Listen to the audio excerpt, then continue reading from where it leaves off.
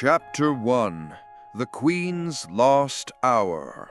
The air in the Tower of London was thick with anticipation.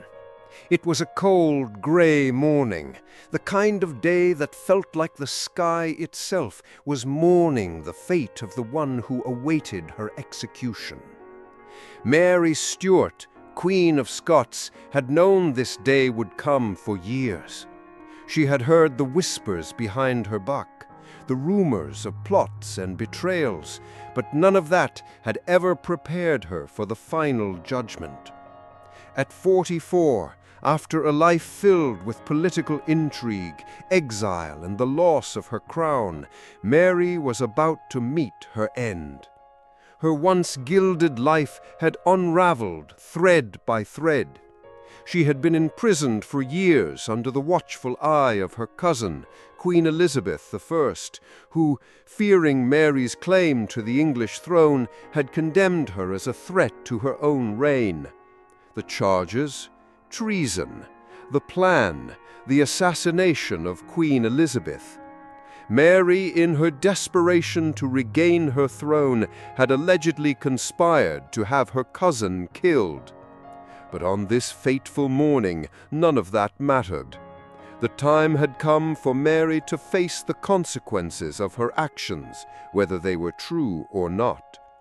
She stood in the small, cold chamber, her hands clasped in front of her. Despite her fate, she held her head high, for she was still a queen. The guards around her shifted nervously, the tension palpable. They had seen executions before, but there was something about this one, the execution of a queen, that felt different. As the door creaked open, the executioner entered. The man was known only by one name, Bull. A towering figure, his face obscured by a dark hood, he carried with him the infamous axe, a tool that had seen countless executions throughout history. Mary did not flinch. She had already prepared herself for the inevitable. Her final moments would come swiftly, she knew. She took a deep breath and stepped forward. Bull placed a wooden block in front of her. His axe gleamed in the dim light of the chamber. "Are you ready, Your Majesty?" asked a voice. But Mary remained silent. She nodded once, a quiet acceptance of her fate. Bull raised the axe high. Time seemed to slow. The sound of the axe cutting through the air was deafening in the otherwise silent room. The first blow landed with a sickening thud. Mary's head jolted back, her body staggering slightly, but she did not collapse. The blow had been precise. It had struck her head, but it had not been enough to sever her life from her body. A gasp rippled through the room, and for a brief, terrifying moment, it seemed as though the Queen might survive. But no, the second blow was coming, and it would be final. Mary's mind raced, but her face remained serene. She had always been a survivor. Even when imprisoned, even when betrayed, she had endured. Perhaps even now there was still a chance, a final act of defiance in the face of her own death. Bull raised the axe again. This time he swung it with all his strength, aiming for the base of her neck. The impact was sharper, more final. The second blow, while brutal, did not sever the Queen's head immediately. There was resistance, a tightness, a strange, unnatural resistance that made the executioner's heart race. He yanked at the axe, struggling to break through.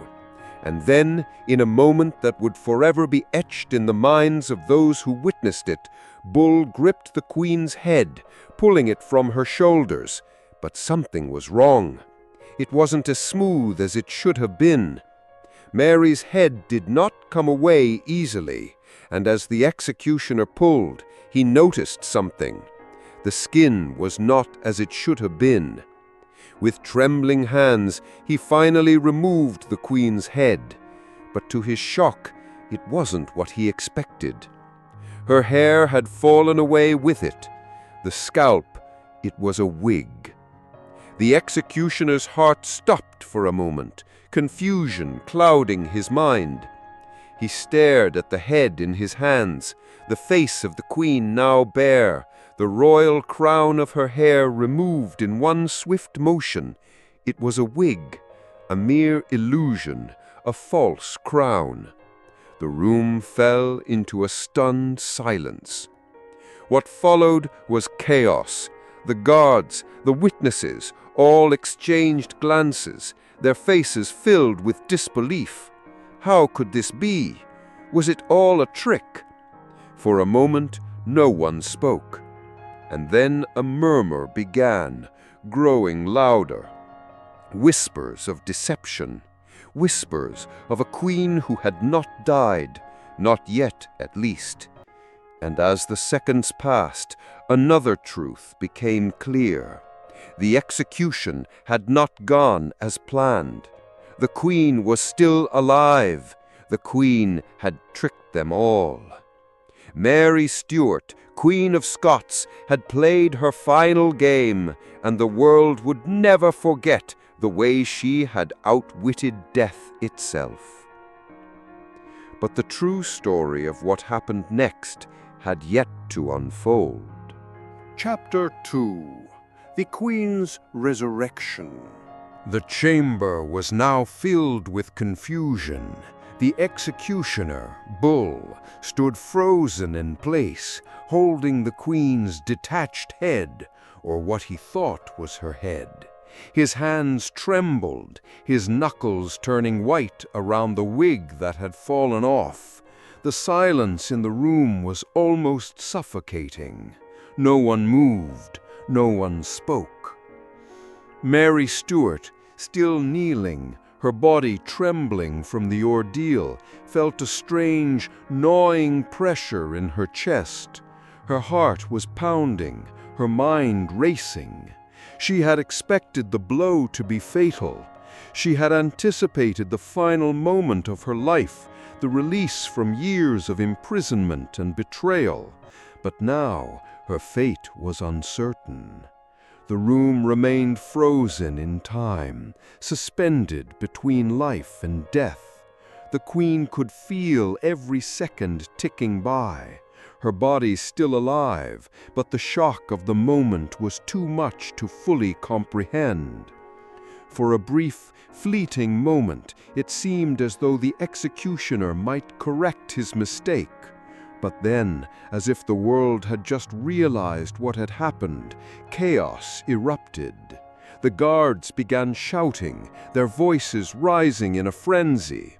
One of them rushed to Mary's side, but she waved him away with a swift motion of her hand. She stood, shaking, her once regal posture now a mere echo of the queen she had been. Her mind raced. She knew what had to be done, but she had never anticipated that the game would change so drastically. "I'm alive," she whispered to herself, as if to confirm the impossible. The realization came crashing down on her, and in that moment, a new determination filled her. She had been marked for death, and yet here she stood. The ropes that had bound her to her fate were now cut, not by chance, not by accident. No, it was by her design. She had known all along. The wig, the deception, the appearance of death, it was all part of her plan. Mary Stuart, Queen of Scotland, had been preparing for this moment for years. Every detail, every whisper in the shadows had led her here. She had outwitted them. She had outwitted Elizabeth, the English queen, the people who thought they could trap her. But now she was faced with a question that could not be ignored. What was she to do now? For years, Mary had been a prisoner in her own kingdom, a puppet in a game of thrones that she had never truly wanted to play. Exiled in England, held captive under Elizabeth's watch, she had been forced to watch her life slip away. But death? No, death was something she could control. She had taken the first step in her plan for freedom. She had anticipated this moment, and now it was time for the next move. But how? Where could she go from here? Who could she trust? The world had thought her to be dead, and that in itself would serve as her greatest advantage. She was no longer the queen they had imprisoned. She was the ghost of a queen. She was free. "Your Majesty, we must move swiftly," a voice broke through her thoughts. It was one of the guards. His eyes were wide with fear, but his loyalty to her, despite the confusion, was clear. Mary nodded, though her mind was elsewhere. "Lead me out," she commanded, her voice steady. She wasn't just a prisoner anymore. She was a queen in exile once again, but now with more power than ever. They quickly escorted her out of the chamber, her movements graceful despite the chaotic situation. She was determined to leave the tower, to escape the shadow of the execution that had almost claimed her life. As they made their way down the narrow, dimly lit corridors, the weight of her near-death experience slowly began to sink in. Outside, the air was cold, and the morning fog clung to the streets like a blanket of uncertainty. Mary's eyes scanned the surroundings, her mind already formulating the next steps. There was no time to waste. Her appearance had been seen by many, and news of the failed execution would spread quickly.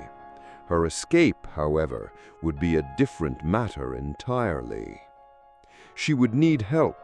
The loyalists who still remained, those who believed in her cause, would be her lifeline.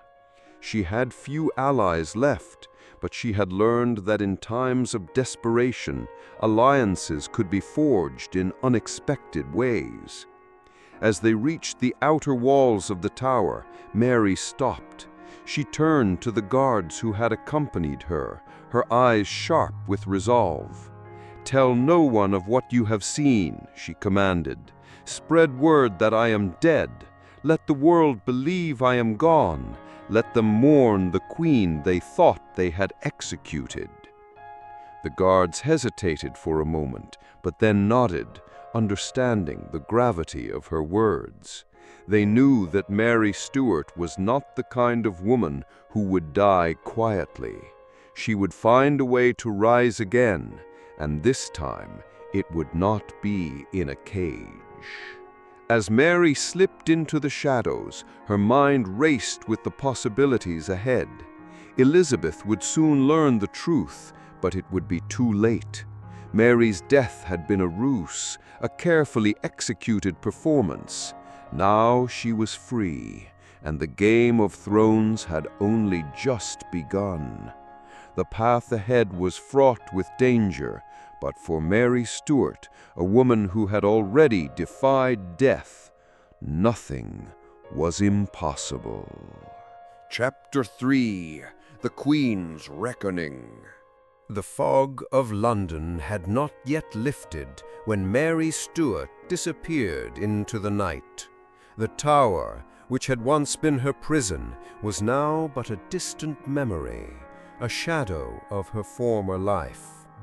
As the Queen vanished into the labyrinth of alleyways and back streets, she knew that her survival was just the beginning. The world would not believe she had cheated death. They would call it a miracle, a curse, or perhaps a treasonous trick. Yet for Mary, the game had changed entirely. In the distance, the muffled sound of bells tolled. The news of her failed execution would soon echo across the land, and by dawn, whispers of her survival would ripple through the streets, carried by rumor and fear. But for now, she was in control.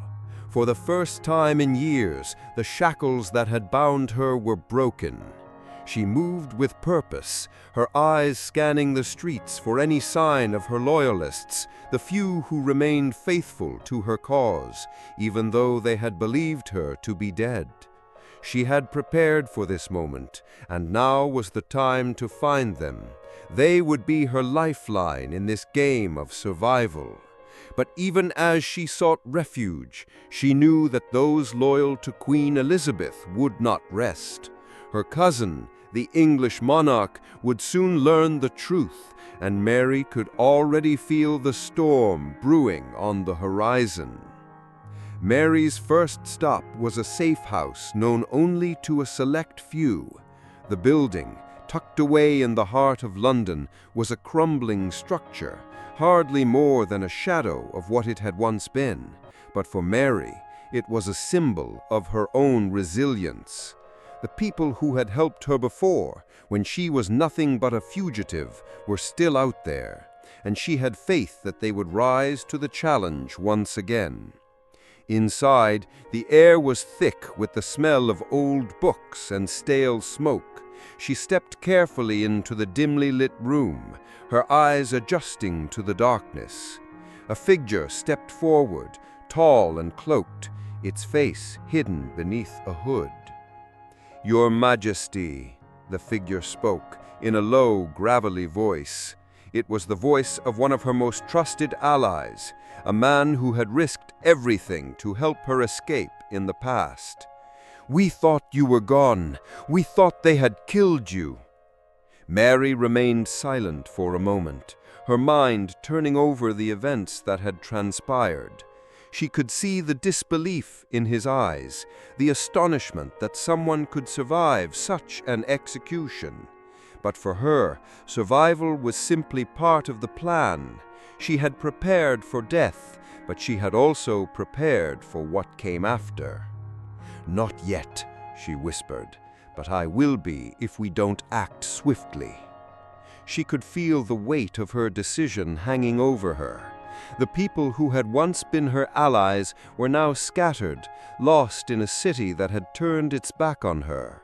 But there were still those who had fought for her in the past, and now she would need to gather them all once more. This was no longer about reclaiming her throne. No, it was about survival and revenge. "Tell me, how long before the word reaches Elizabeth?" Mary asked, her voice sharp. "A few hours, at most," her ally responded, glancing toward the door. "She will know soon, and when she does, her agents will scour every corner of London to find you. It's only a matter of time." Mary closed her eyes, considering the situation. She had to move quickly, but her every step was fraught with danger. Elizabeth would not tolerate this. Mary had been a pawn in a game of power for too long, but now she had the opportunity to become the player. "What are our options?" she asked, her tone more commanding now, her queenly resolve beginning to surface once again. Her ally nodded. "Yes, there are safe houses, places where we can lay low for a while, but I don't think hiding will save us, not from Elizabeth." "Then we won't hide," Mary said firmly. "We take the fight to her." It was a plan as dangerous as it was bold. The idea of marching into the lion's den to face Elizabeth and her court was madness. But for Mary Stuart, a life lived in fear was not a life at all. Her resolution had hardened over the years of imprisonment. She would no longer be passive in her fate. "You will gather our supporters. We need to be ready by tomorrow," Mary ordered. "It's time the world knew I was not just a victim." Her ally hesitated, but then nodded. "Very well, Your Majesty." As he turned to leave, Mary felt a pang of loneliness. For all her plans, her allies were few, and the task ahead was monumental. But she had no choice. She could not let the chance slip away. With her plan in motion, Mary turned away from the safe house. The fog had lifted, but the danger that awaited her was just beginning. Elizabeth would not stand idly by, and neither would Mary. She had survived death once.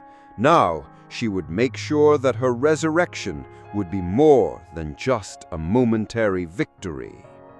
The Queen had returned from the grave, and the world would soon tremble before her. Chapter 4. The Queen's Army.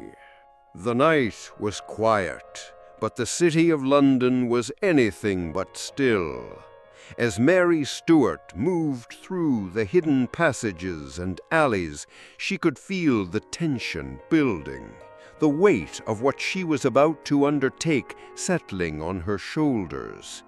Her survival was a shock, a miracle, but it would not be enough to turn the tides.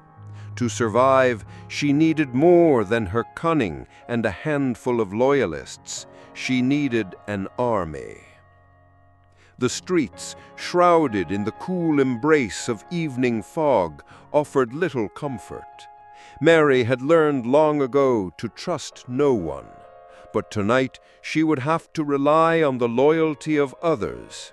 She had spent years in captivity, isolated from the very people who had once supported her. And now, as the Queen walked under the darkened sky, she could not help but wonder how many would still answer her call. The city's heartbeat quickened, its pulse racing with every footstep she took. Mary was no longer just a captive queen. She was an insurgent, a phantom risen from the grave to claim what had always been hers, or at least to burn the world down trying. Mary's first destination was the heart of London's underground. She knew the labyrinth beneath the city well, the network of rebels, thieves, and conspirators who could offer the support she desperately needed. It was said that the streets of London ran thick with secrets, and it was time for Mary to claim those secrets for herself. Inside the hidden tavern, the air was thick with the smell of stale ale and smoke. It was a far cry from the grand halls of her former palace, but for Mary it was the only place she could find refuge. Her footsteps echoed on the stone floors as she made her way to the back of the room, where a shadowy figure waited, a man with a reputation for both ruthlessness and loyalty. "Mary," he said, his voice low and gravelly, his eyes glinting with curiosity. "I never thought I'd see you alive." "And yet, here I am," she replied, her voice calm but resolute, "and I need your help." He eyed her carefully, studying the woman who had once been queen. "What kind of help, exactly?" Her gaze hardened. "I need an army. You know the men who would fight for me, the ones who still believe in my cause. I need them now." For a moment, the man was silent. The weight of the request hung in the air between them, a challenge to the very fabric of the rebellion. But then, slowly, he nodded. "You'll have them," he said, his voice tinged with respect. "But be warned, Mary, not everyone will follow you. Elizabeth's influence runs deep." Mary nodded, her resolve unwavering. She knew the risks, she knew the cost, but nothing would stop her now, not Elizabeth, not the English crown, and certainly not the fear of death that had nearly claimed her life. As the man turned to gather the men who would answer her call, Mary stepped back into the shadows of the tavern. Her mind raced. There was no turning back now. The rebellion would rise, and with it, the ghosts of the past would haunt them all. As the days passed, word spread throughout London. The underground, the hidden rebels, and the disgruntled supporters of the former queen rallied to her side. Those who had once been silenced by fear now found themselves drawn to Mary's cause. She was no longer just a symbol of lost power. She was a force of nature, a queen who had defied death and now sought to reclaim her rightful place. In the dark corners of the city, alliances were forged and plans began to take shape. Mary knew that she could not afford to waste time.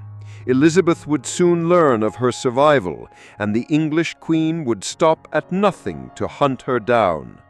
But as the clock ticked down, Mary's army grew stronger. Each new recruit brought her closer to her goal, a confrontation with Elizabeth that would decide the fate of two queens. But the road ahead was fraught with danger. As Mary's loyalists gathered, her enemies in England moved in silence, plotting against her. Elizabeth's agents had already begun their search, and soon they would be hot on her trail. But Mary had a head start. She had the element of surprise on her side, and a growing army at her back. But it was not just soldiers that Mary needed. She needed spies, informants who could feed her the information she would need to strike. She needed to know where Elizabeth's forces were, where her most loyal supporters hid, and where her enemies would strike first. One of her most trusted spies, a woman known only as Judith, approached Mary in the early hours of the morning. Her face was tired, her eyes heavy with the weight of the world, but there was a fire behind her gaze, a fire that matched Mary's own. "I've heard whispers," she said quietly. "Elizabeth is moving her forces to the south. She plans to meet us head-on, to crush us before we can gather any real strength." Mary's eyes narrowed. "Then we'll strike first," she said. "We'll strike when they least expect it." The next few days were a blur of preparations. Mary's army, though small, was filled with men and women who were willing to die for her cause. Some were former soldiers, others were common folk who had suffered under Elizabeth's rule. They came from all walks of life, united by a singular purpose: to see Mary Stuart restored to her throne. Mary's plans were meticulous. She knew that she could not afford to make any mistakes. Every move had to be calculated, every decision weighed carefully. Elizabeth would not make it easy for her, but Mary had already survived the impossible once. She was ready to face whatever came next. And so, as the days stretched on, the rebellion grew stronger, the tension between the two queens mounting with each passing hour. Soon it would all come to a head. Elizabeth would know that Mary had survived, and the final battle for the throne of England would begin. But for now, Mary Stuart stood at the center of it all. A queen once thought dead, now a queen on the rise, and nothing, not even the crown itself, would stand in her way. Chapter 5. The Gathering Storm. The air was thick with anticipation. The rebels who once whispered in the shadows now moved with purpose, their hearts full of hope. The rebellion, sparked by Mary's survival, was gaining momentum, and each day brought more supporters into her fold. Yet, for all their numbers, Mary knew that the time for talk was almost over. The final confrontation was looming on the horizon. Mary stood on the edge of a cliff overlooking the sea, her mind as turbulent as the waters below. Elizabeth's agents were closing in. It was only a matter of time before the two queens, bound by blood but separated by fate, would clash in a battle that would decide the future of England and Scotland. Mary had spent years imprisoned by the English crown, humiliated, silenced, and isolated. Yet now she was the one who held the power. The strength of her army had grown, fueled not only by those who desired her return to the throne, but by those who had suffered under Elizabeth's reign. They had all come together under one banner, the banner of the woman who had once been their queen, the woman who had returned from the grave. But power was never without a price. As the days passed, Mary began to realize that the cost of her rebellion would not only be paid in blood, but in trust. She had made alliances, forged bonds with those who were willing to fight by her side. But alliances, fragile as they were, could just as easily be broken. And the question loomed large. Could she trust those closest to her? Could she trust the very men and women who had rallied to her cause? Mary's thoughts were interrupted as a messenger arrived, breathless and weary from travel. The man bowed low before her, his face a mixture of fear and determination. "Your Majesty," he said, "I bring news from the south. Elizabeth's forces are gathering. They plan to meet us near the town of Newbury. They are coming." For a moment Mary said nothing. Her gaze was steady, her eyes calculating. She expected this. Elizabeth would not let her rise without a fight, but Mary had been preparing for this moment for weeks. Her army, though smaller, was better trained and better prepared. They had the advantage of surprise, the element of speed, and most importantly, they had something Elizabeth's forces did not, a reason to fight. "We move at dawn," Mary said, her voice cold and commanding. "Prepare the army." As the sun began to set that evening, the final preparations were made. Mary's army was divided into smaller units, each carefully positioned to strike at Elizabeth's forces from multiple angles. The plan was simple, yet brilliant: divide and conquer. If they could outmaneuver Elizabeth's forces and strike first, they could force her to surrender before she had a chance to rally her full strength. But as Mary stood at the head of her troops, looking out over the field where the final battle would take place, a question gnawed at her. What if Elizabeth was ready? What if her cousin had been preparing for this moment as well? Mary's mind raced as she took in the sight of her army, a ragtag group of soldiers, rebels, and loyalists. They were ready, but they were not invincible. They had the passion, the fire of revenge, but Mary knew that passion alone would not win this battle. They needed strategy, precision, and a queen who would lead them through the storm. She turned to her closest advisors, a small group of men and women who had been with her since the beginning. "This is our moment," she said. "We must strike hard and fast. Elizabeth cannot know we are coming. We will make her believe she holds the advantage until it's too late." The advisors nodded, their expression serious.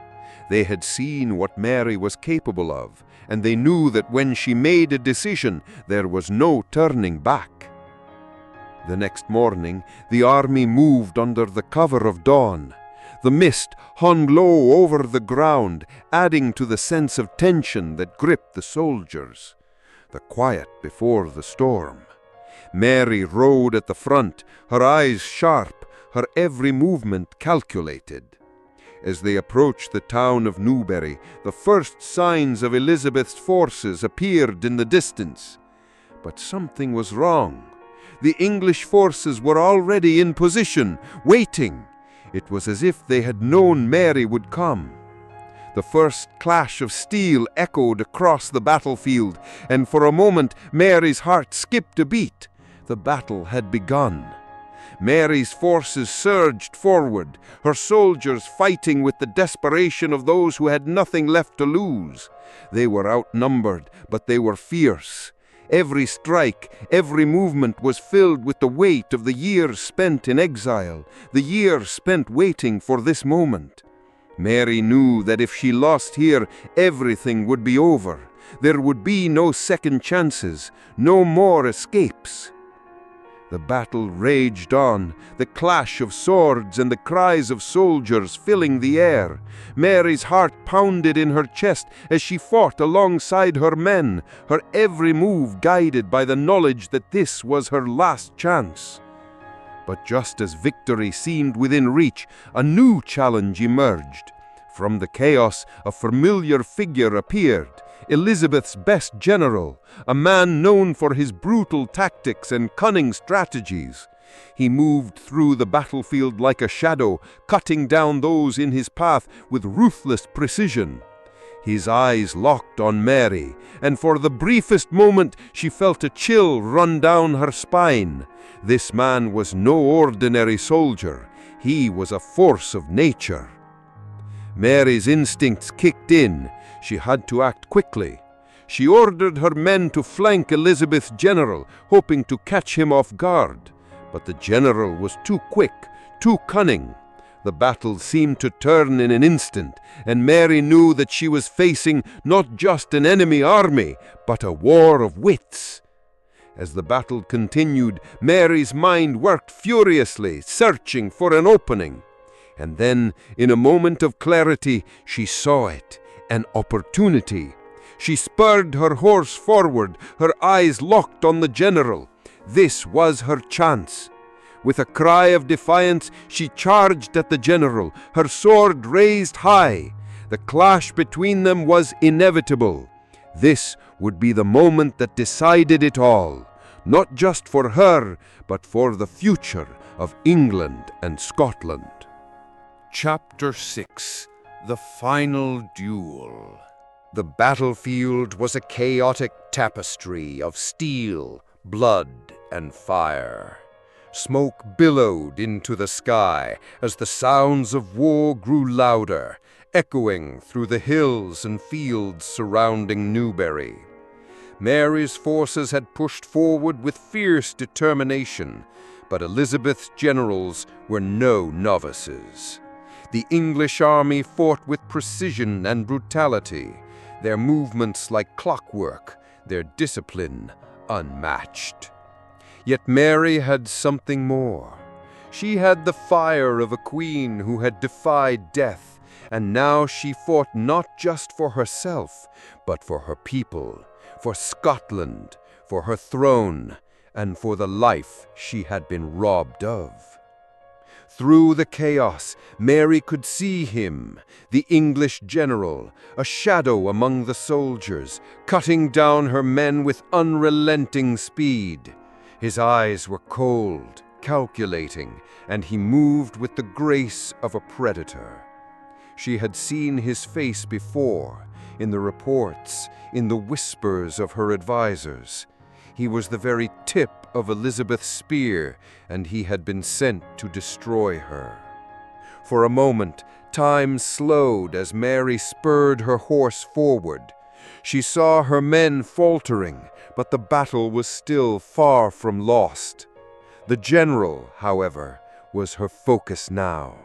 If she could eliminate him, it would break the back of Elizabeth's forces. She could hear her heartbeat in her ears, her breath quickening as she charged toward the general. She raised her sword, her mind sharp with the strategy she had honed over years of scheming and surviving. The clash of swords rang through the air as Mary met the general in the middle of the battlefield. Their blades collided with a force that sent shockwaves through the ground beneath them. Mary felt the weight of the battle on her shoulders, but her mind was clear. She knew this was the moment. One way or another, this duel would determine her fate.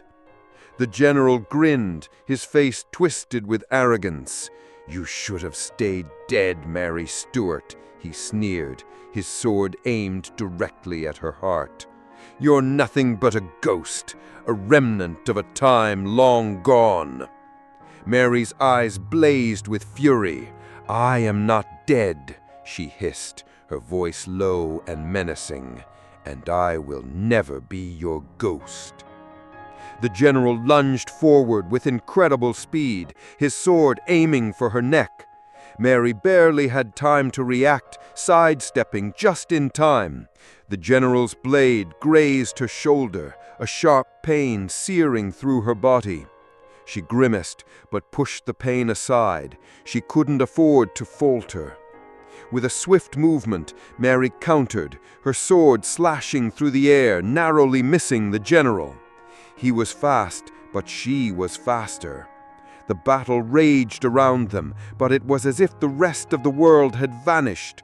All that existed was this duel. All that mattered was the outcome of this moment. The general swung again, and this time Mary caught his blade with her own. Sparks flew from the impact as they struggled for dominance, each fighter matching the other's strength, each blow a test of willpower and skill. Then, in a flash of clarity, Mary saw her opening. The general, overconfident in his skill, had exposed his side. With a swift and precise movement, Mary twisted her sword and drove it into his ribs. The general gasped, his eyes wide with disbelief, as the life drained from him. His sword fell to the ground with a clatter, his body crumpling in front of her. Mary stood above him, panting, her chest heaving. The general was dead. The battlefield fell silent, as if the earth itself had paused to take in the gravity of the moment. The death of Elizabeth's most feared general sent ripples of uncertainty through the English forces, their morale shattered in an instant. Without their leader, they faltered, their once solid lines breaking as Mary's men surged forward with renewed fury. But Mary didn't allow herself to relish the victory. She knew the battle was far from won. Elizabeth's forces, though shaken, were still strong. The fight was far from over. The war raged on for hours. The cries of soldiers echoed across the field, mingling with the sound of clashing steel. But as the day wore on, the tide of battle turned. Mary's forces, emboldened by the death of the English general, fought with renewed vigor. Elizabeth's men, disorganized and demoralized, began to retreat. In the midst of it all, Mary stood, her sword still in hand, bloodied but unbowed. She had not come this far to fail now. She had risen from death once, and now she would claim her victory. By dusk, the battlefield was littered with the fallen. The final cry of battle had sounded, and the smoke cleared to reveal the destruction wrought by the war. The field, once green and fertile, now lay soaked in blood. Mary surveyed the aftermath, her chest rising and falling with exhaustion. Her men had won, but the cost had been high. The rebellion had triumphed, but the crown had been paid for with the lives of many loyal to her cause. In the hours that followed, news of the victory spread like wildfire across England. Mary had not only survived, she had reclaimed her throne. The rebellion had succeeded, and the English forces were in disarray. Queen Elizabeth, though still alive, had lost her most loyal commander, her power shaken to the core. But even as Mary's victory was celebrated, she knew the war was not truly over. Elizabeth would not surrender easily. She would regroup, gather her strength, and try again. But Mary had already made her move. She had taken her shot at the crown, and now she would play her final hand. As the final light of the day faded into night, Mary Stuart stood victorious on the battlefield. She was no longer just the Queen of Scotland. She was a queen in her own right, a queen who had defied death and the odds and had returned from the grave to reclaim her throne. She was Mary Stuart, the queen who would never be forgotten.